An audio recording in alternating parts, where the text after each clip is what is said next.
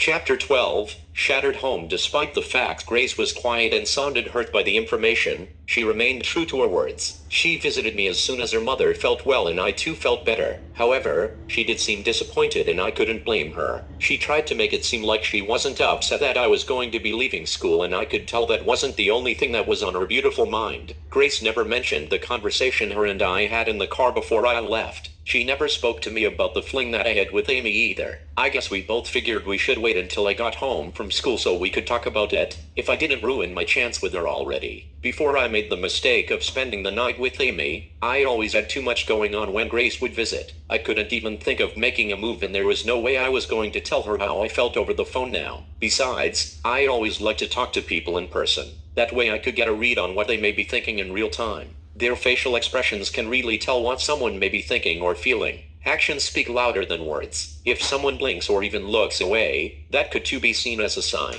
Blind rage is usually a clear indication of deceit due to the embarrassment of suddenly being exposed. It can be something as slight as biting their fingernails or even grooming their hair as well. Being as it may, there's not many tell signs you can catch over the phone. It could be something as simple as repeating the question back to you, speaking in fragments, or simply being vague altogether. Everyone is different, but patterns don't lie. It just so happens that all of that came to fruition. When I told Grace about Amy, it was over the phone and I was able to hear the tone in her voice change along with the subject. I talked to her often and she couldn't mask the pain in her voice. Sadly, I could hear the heartfelt hurt following the sound of joy coming from her soul. It was easy to tell she was heartbroken, even over the phone. We acted like we were friends, but now it was clear we were lying to ourselves. We weren't just friends, we were more than that. I eventually shifted the conversation and told her about my issues regarding my recurring nightmare. That's when Grace encouraged me to push myself more than I already had. She said it sounded like I didn't remember any of the tears on the nights I fell asleep from being extremely tired. Grace suggested that I study even harder in order to exhaust myself,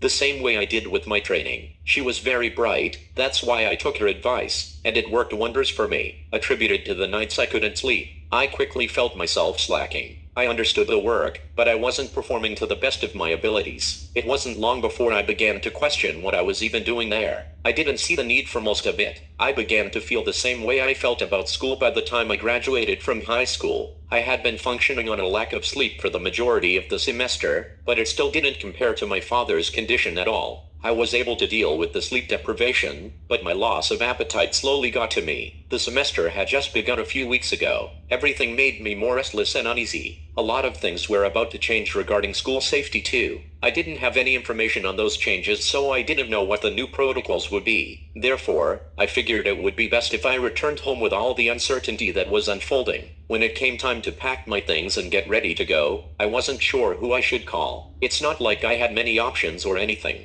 It was between Grace or my dad, but I didn't want to bother either one of them. I chose to call Grace since my dad had proven to be in bad shape. I figured she would be the best bet since she had been far more reliable than anyone I knew. Not to mention, the only information I got came from her whenever our schedules aligned. Grace came to visit whenever she could. Other than that, we spoke on the phone regularly, like she promised. She kept me posted on the day-to-day with my dad, but after I saw him in that condition, it was unbearable. I had to leave school and return home so I could keep an eye on him. The day that Grace came to pick me up from campus wasn't much different from the day I was expelled from school. Even though I wasn't the only one leaving, it was embarrassing. It felt even worse knowing my father hadn't shown up and my mother wasn't around to defend me. I became concerned because the last time I heard from Grace, everything sounded like it was fine. She told me that both her and my father planned on coming to get me. She said she had made it clear to him and he understood. She seemed pretty sure of it. She actually sounded more excited than I was, but I had to prepare myself for the worst. When I got a hold of Grace and asked what was going on, she apologized for being late. She then told me that she was only 15 minutes away. It sounded good, but that wasn't like Grace at all. She was always on time, always on the ball. I suspected my father was the issue. When Grace finally pulled up, I didn't see my father and I wasn't surprised. She got out of the car and nearly gave me asthma, the way she took my breath away. She gave me a big hug and I could feel her D-sized chest brush against my stomach as she reached around me and pulled me in closer. I let out a sigh and I could barely smile. Even though I was happy to see her, I was distracted by her overwhelming beauty. The only thing that snapped me out of it was the smell of her hair. It was nothing short of a breath of fresh air. I couldn't help but think she was late because she went out of her way to get dolled up for me. It was either that, or she was coming from somewhere of importance because I had never seen her with the glitz and glamour before. Not even the night she came out to dinner with my family, and she was even drop dead gorgeous then. I assumed she might have just come from a date or a night out. It was so early in the morning I was almost sure of it. Yet, neither her hair nor attire indicated that she had just rolled out of bed or anything of the sort. I guess it was possible someone spent the night at her house. If they were the case, she still wouldn't need to wear makeup after the fact. She surely came from home or somewhere she could take the time to tend to herself. Due to what I had recently done with my body, my insecurities had made me thinking that Grace may have had a fling on her own. I knew it was more likely that she wanted to make all the girls jealous because of the way I made her feel. She certainly made me think she was doing it for someone else, so that was still very much a possibility. Not only was I distracted by Grace and her goods, I couldn't help but notice my father hadn't accompanied her. I had to ask Grace what was going on, but when I tried to, she immediately began to burst into tears. That expression on her face was a look I knew all too well. I already figured something bad had happened when I spotted the glimmer in her eye. It wasn't long before the waterworks went into overdrive that her eyeliner began to smudge. I had already begun preparing for this moment since the day that I left for school. That's why I was able to let Grace get it all out before I tried to get any information. Grace was clearly delicate, and I was as stone cold as a gargoyle this time of year. She was blaming herself for the way my father had been acting. She most certainly didn't forgive herself for him not being able to make it to pick me up that day. I could tell because she kept on apologizing while we were on the way to her car. I couldn't help but feel like there was something she wasn't telling me. For the most part, I remained quiet and listened, hoping Grace would be as honest with me as I was with her. I didn't have much to say because I saw the changes with my father when I lost my mother, which felt like many months ago. It seemed to take her a little longer to realize what the loss of my mom actually did to my dad. Although my father had changed dramatically lately, it seemed like we all did. Even Grace seemed different as she helped me gather my things and gave me the rundown on everything I missed. I didn't have too much on my plate, and I could focus on the lurid information that she was about to lay out for me in full detail. It turns out that their precinct began to lay people off a few days after my departure.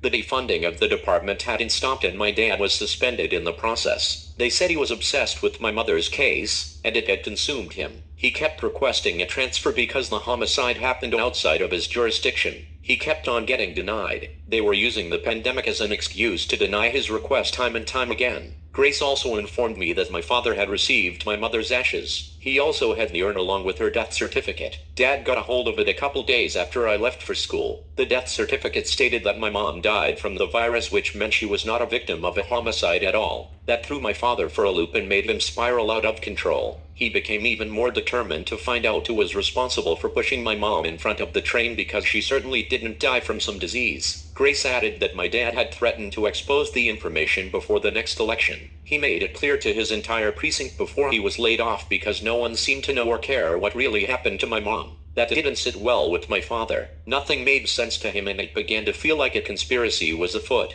It sure felt that way to me. The more Grace spoke of the situation, the more it made me understand my father's frustration. It only made me want to get back home and speak with him myself, because it still felt like there was something Grace wasn't telling me. As we continued to load up the car, Grace told me more of what happened. She said that my dad became unstable and hostile towards his co-workers. They wanted to have him evaluated, and he lost control, creating an uncomfortable work environment. Grace added that my father felt insulted when they said he had a mental disability and needed to take some time off. He took it personally, and that resulted in him verbally lashing out at his superior officer. Due to my dad's recent conflict with Princeton Price and his interference with my mother's case, they took away his shield along with his firearm. He was then relieved of his duties, and he was sent home until further review. As soon as my dad was let go, Grace said he became even more distant. That's when he stopped answering our calls, texts, and didn't respond to us altogether. We tried to reach out to my father on a regular basis, but we never heard back. Grace even went to the house a few times, and no one answered the door either. She didn't know what else she could do because my dad had gone completely dark. She had her own issues that she was dealing with, so she couldn't keep up with him every step of the way like she had planned. Grace told me she had to break into the house one night to make sure he was alive, and he wasn't even home. However, she needed to make sure he was okay like she promised, so she stopped by the next morning too.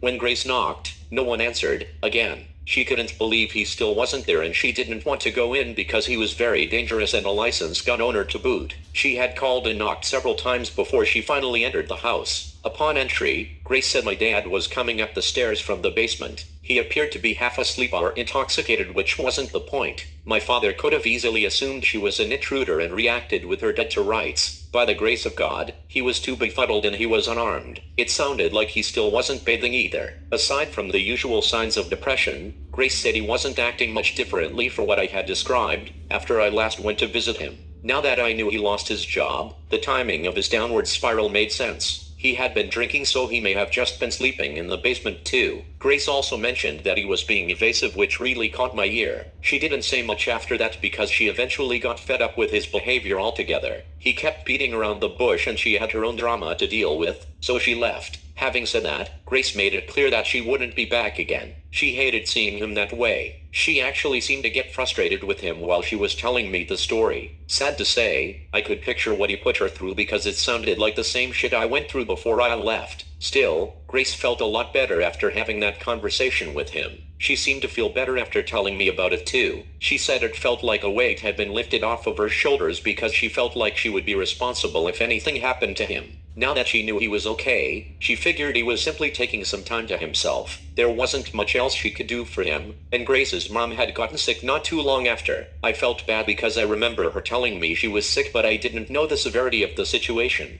She had just gotten over a bug, so I figured everything would be okay. Luckily, she was. Grace continued telling me everything I missed. She included that it had been a little less than a week since she spoke with my father in person. She showed up at the house to pick him up, but there was no answer. Grace even went inside to make sure he wasn't home. She said it felt like he was there, or someone had been there recently. The tea kettle was still steaming hot, but she didn't have time to figure it out because she had to pick me up. That's when she left the house, got back in the car and came to get me.